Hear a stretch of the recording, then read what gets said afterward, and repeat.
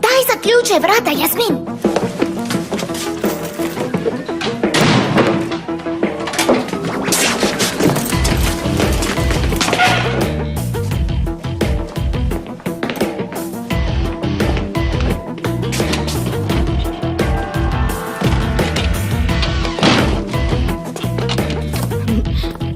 Šalite se sa mnom, zar ne?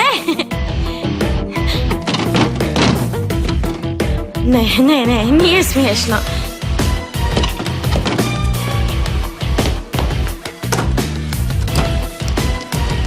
Otvorite mi, molim vas!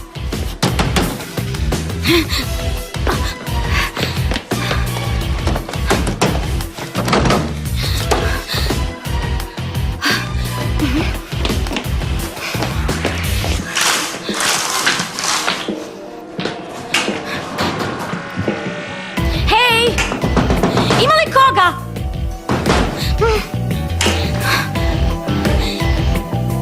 Mobitel.